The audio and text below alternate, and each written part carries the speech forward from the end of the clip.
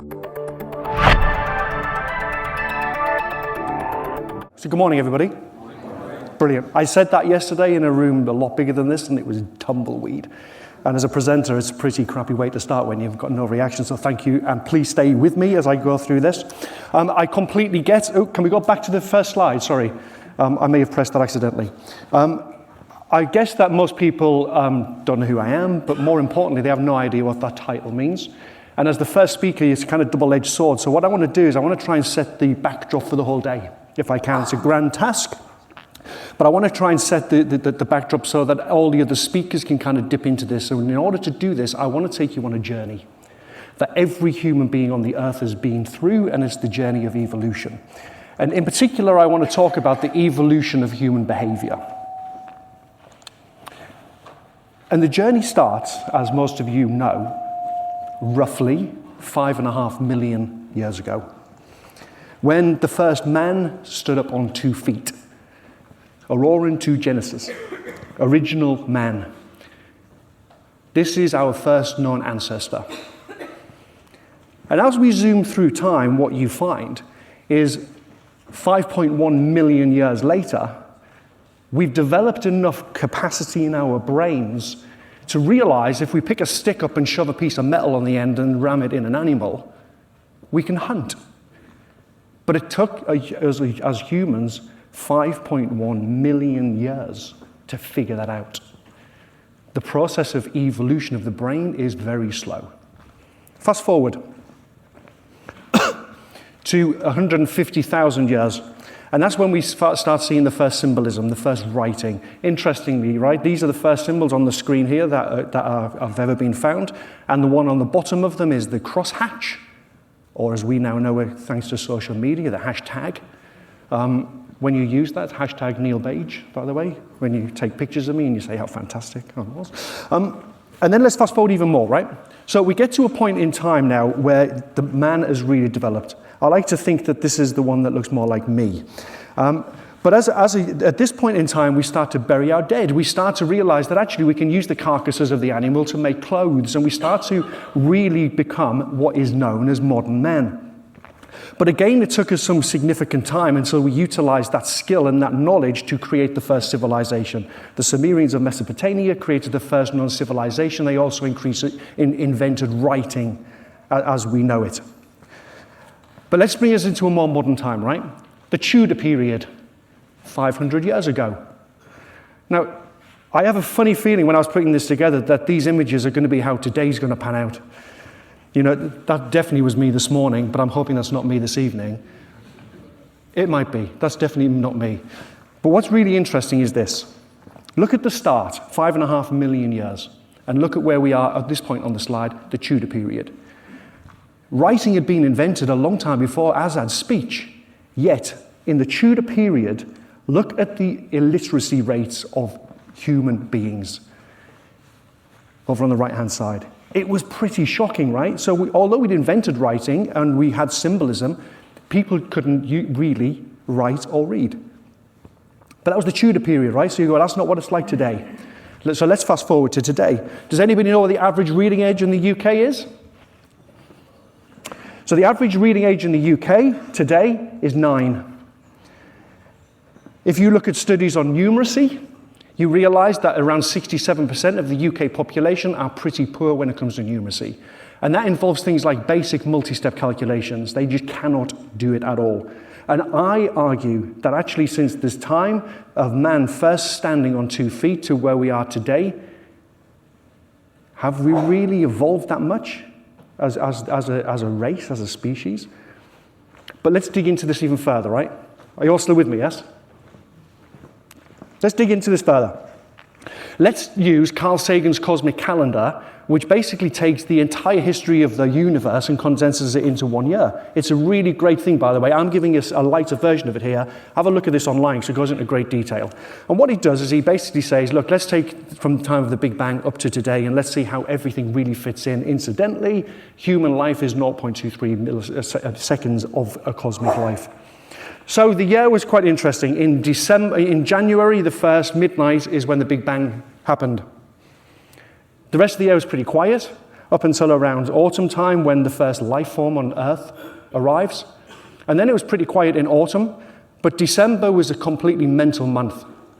Right? December was interesting because all the things we know about history pretty much happened in December in the cosmic calendar. For example, between Christmas Day and the day before New Year's Eve, dinosaurs ruled the Earth. 5 days in the history of the planet, dinosaurs were on the Earth.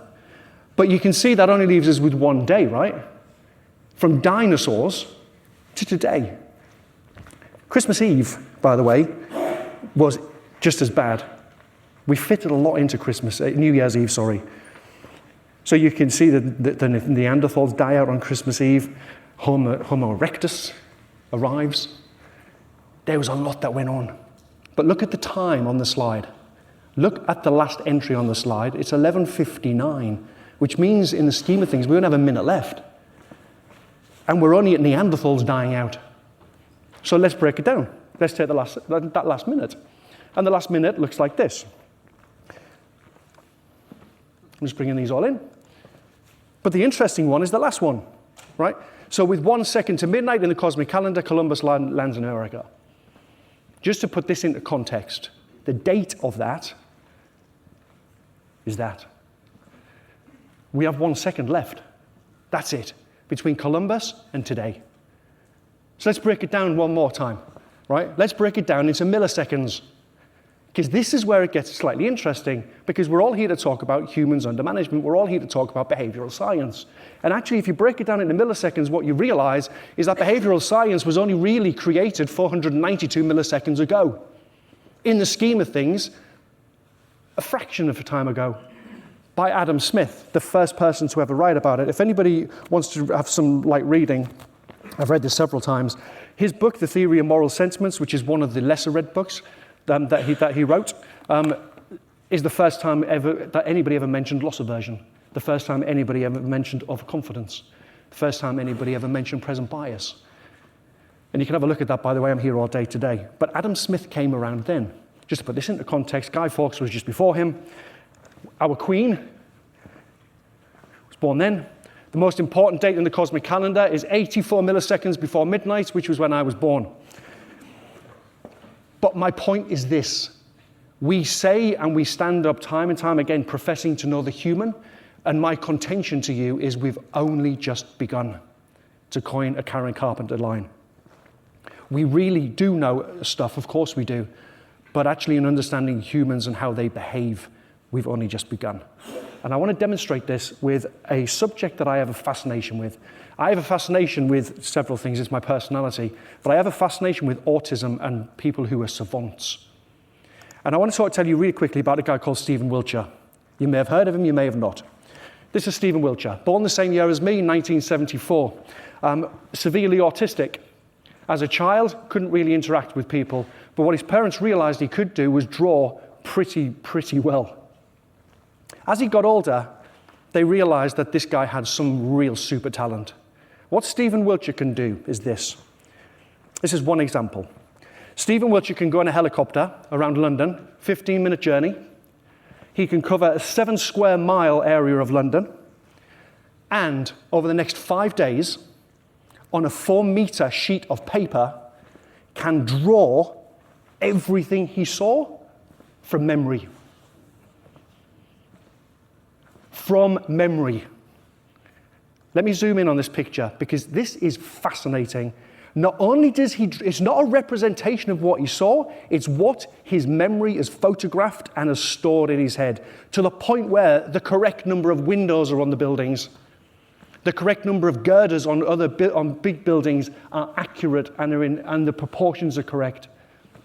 To the point where the thing he saw floating along the Thames, at the point his brain took the picture, are represented in his drawings. And he does this time and time again. He takes 15-minute helicopter journeys around places, he stares out of the window, and he goes back to a room like this. He puts his headphones on to block out all noise, and he draws cityscapes from memory. Singapore. Nobody living today has any idea how he does it at all. They have best guesses and they understand how he does certain things, But overall, they have no idea how this part of his brain can do this. This is superhuman. Or is it, right? And he is what's called an autistic savant. And actually, you find that most savants are autistic. Not all of them, but most of them. But there are two other types of savants that actually really interest me more. The first one is what's called an acquired savant. People who bang their head or have a severe injury, and then when they wake up in hospital, they can speak French. Or, real example, a guy who was pretty crap at maths wakes up and all of a sudden, quicker than a calculator, can calculate 5-digit numbers being multiplied together at lightning speed, all because his head injury has rewired his brain slightly.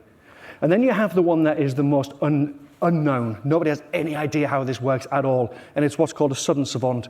This is so for example, a 21-year-old guy learning piano sits, can understand that that's a C chord, that's D, that's an E flat, but doesn't get melody. He doesn't get the structure of music that really great musicians really understand. One day, sitting at a piano kind of has a sudden whoa moment, looks down at the keyboard and goes, I know how to do it. And starts playing concerto level music. He just instantly rewires, something rewires, and he gets it. He gets the thing that we can't get. And scientists have no idea how he does this. So to say that we understand humans, I go back to the Karen Carpenter line. I think we've only just begun to really understand them. And of course, savantism and autism is all about an anomaly, right? They have this kind of, if you think of an axis, they have superpowers on one axis, but actually real inability, if you like, in certain areas on the other axis. It's an anomaly in the way that their brain works. But actually, every human in this room is anomalous. We all have anomalies in how we behave. Everything we do things that are completely contradictory. All of your clients do things that are completely contradictory. And this was borne out in some of the work by Aristotle. So Aristotle talked about the virtues of man, what makes us who we are. And what he said was something really quite profound and something I've read a lot on over the years. He talks about a thing called the golden mean, where we sit between two extremes. And these examples I'm about to show you are real Aristotle examples. So take this one, right? On one side you have cowardice, and the complete opposite of cowardice is rashness. Now think if you are a soldier in the army, right? Well, you can't be completely rash all the time because you'll get killed. But you also can't be a coward because you're a pretty poor soldier if you run away all the time. And what people like generals need to understand is, yes, in certain situations, this soldier may be slightly more towards that coward end, and in some situations might be more towards the rash end. But actually what I really want to know is typically, where is this guy on that scale? What is his golden mean? Where does he typically sit? Because once he knows that, he knows when to intervene and when to manage the human by not managing the human, but by managing his anomalies. I forgot he moved one more time. And Aristotle said this about several things. So on the left, or on your left, sloth, on the other side, greed.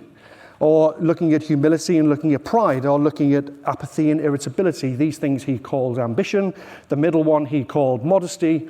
And the bottom one he called composure. Where do people sit on the line? What is their golden mean? And we do this, really, with modern day behavioral science. But we don't call them these, and the extremes are slightly different. So for example, when people are making financial decisions, they will either analyze the data you put in front of them, or they will make a decision based on intuition.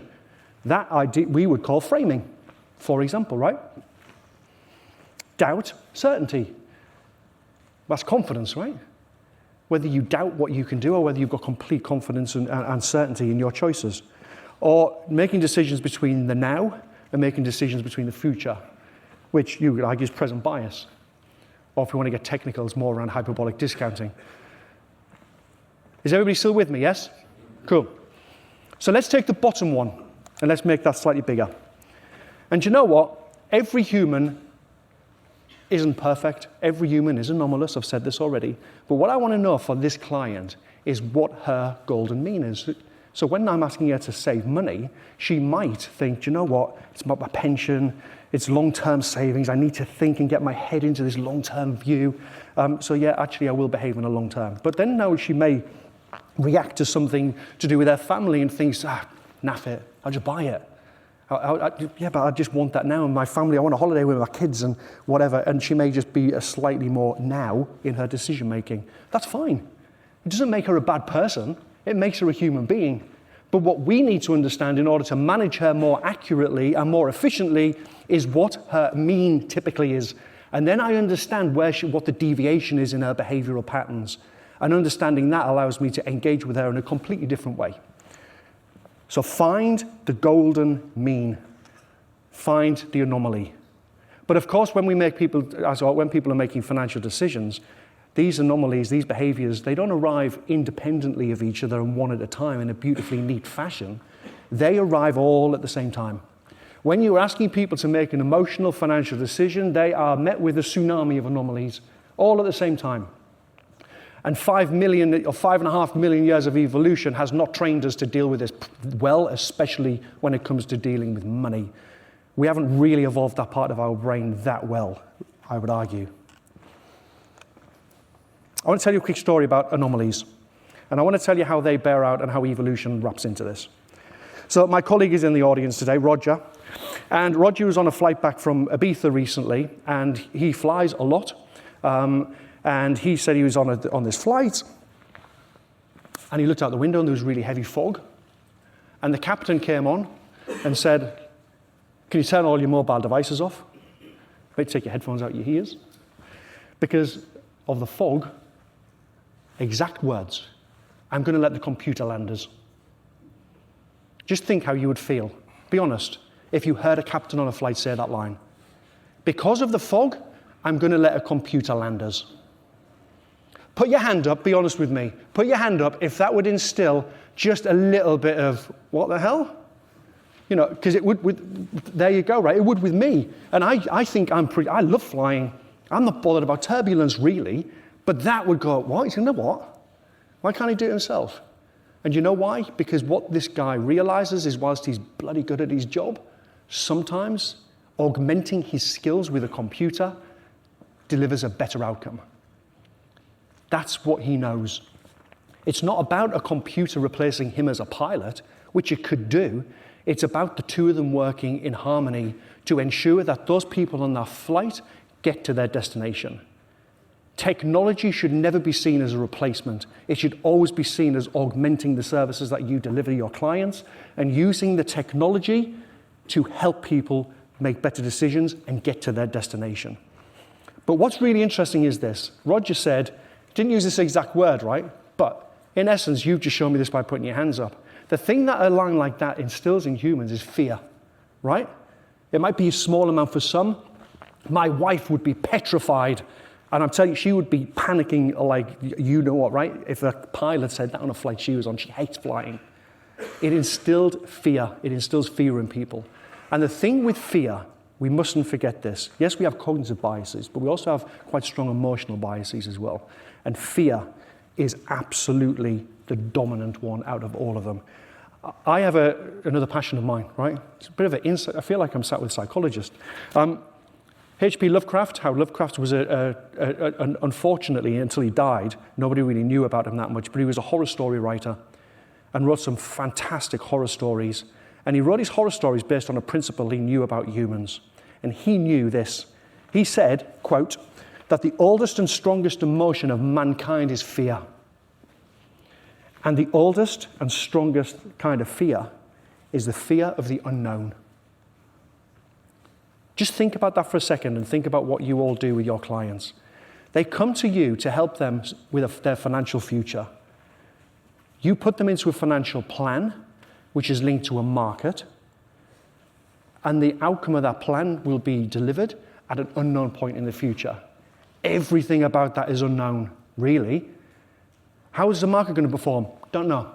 Will I live to see the outcome? Don't know. Will you still be around to help me? Don't know. It's completely unknown. So to think that clients don't go through their financial lives, you know, and with one eye on financial well-being and financial success, with an element of fear underpinning every decision they make, I would argue is wrong. It's a really, really strong emotion. And actually, what's my time? If you go to this book, the theory of moral sentiments, I've never read a book to people before when I've talked. I feel like I'm lecturing and I shouldn't. Page 25, right? He's starting to talk about humans and he says this. In 1780s, he says, fear, however, is a passion derived altogether from the imagination, which represents, with an uncertainty and fluctuation that increases our anxiety, not what we really feel, but what we may hereafter possibly suffer. So even then, he was writing about people and their morals and how much fear can grip people in a really ambiguous way and have an impact on everything that they do. I'm going to finish off last 2 slides, right, with a true story. The link at the bottom of this page, I can send you this slide, by the way, but if you want to take a picture of it, because I would suggest you read the story. It's a true story, right? I want to get out of your way in case you want to take a picture, whilst I know I'm very photogenic. It's a true story. It's about an advisor in America who behaviorally coached his clients. It was his USP. You know, I don't just give you a plan, I coach you behaviorally. And he had taught all of his clients when to do things, when not to do things, and he was pretty happy about it. A man and a woman, quite wealthy, are his clients. And they've made money. This guy is approaching retirement, and the markets do this. These clients are riding this journey. They're riding the turbulence. Think of the flight. They are absolutely suffering the turbulence, and the guy is starting to really panic. He's not happy at all about the markets moving like this. His advisor is saying, don't worry. You know, stop looking at things. You know, all of the things that we try and do, we try and nudge them into making the right choices. But what you don't realize is through the turbulence, this guy is gripped by fear. And that fear is stronger than anything you can say to him. It's the overpowering thing that is going through his mind all the time. Do you know what? This feels horrible. And the advisor's going, don't worry. His wife is even saying, listen to him. We're fine. We're going to be fine. Stop worrying. And then the advisor receives the call. And it didn't matter what the client was told by this advisor. It didn't matter whether his wife was there by his side saying exactly the same thing. At this point, he said these exact words, right? And it's in the article. He basically looked at everything and at everything he was seeing, all of the feelings that had built up in him, all of the anomalies that had arrived in a tsunami, and he jumped. His advisor could not hold him back. No amount of behavioral coaching held him back because he was completely gripped by blind fear. And he said to his advisor, I cannot afford to lose everything I've worked my life for. And even though his advisor said, please don't, he did. And I know this is an exceptional story, right? I know that. And I'm trying to illustrate a point of how these anomalies in our behavior can manifest themselves in real life situations. And we know what happened next, right? We end up with a kind of a 10-year bull market up to the point where we are now. The story actually takes a really poignant, sad turn, I guess, because the advisor says he'd worked with his client for a long time, and when he jumped and he cashed in all of his investments, the advisor went into his office and sat and cried because he said, I couldn't stop him. I thought I could, and I couldn't stop him.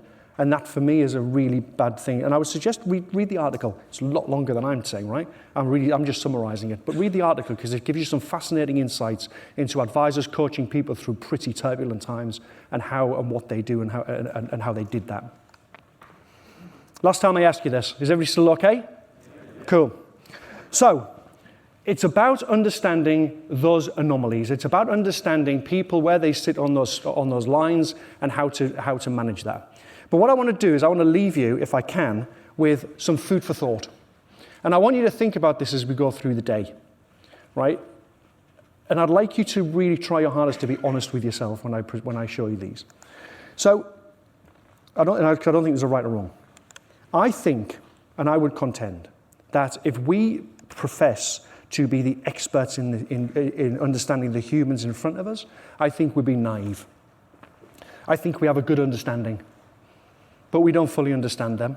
And the one thing that any psychologist or any of the experts who are going to stand up here today and talk to you will all agree on is the one thing that will always surprise you is human behavior.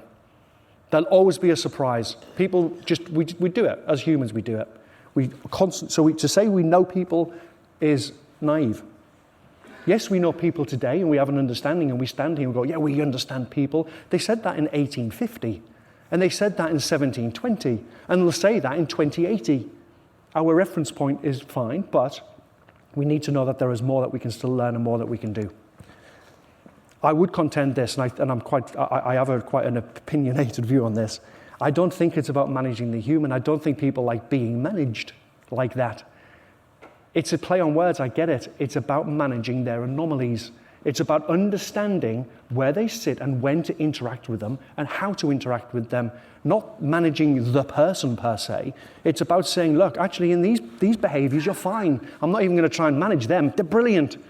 You're showing the right behavioral characteristics, but on this behavior, my God, you're completely off the scale. We need to manage that part of it, actually, not the whole thing. And I think not understanding that makes us try and manage the full thing. And I think that could create an air of why you're managing me type feelings from people. It's about understanding me between the two. And you know what? I've said this time and time again. Every time I speak at conferences, I say the same thing.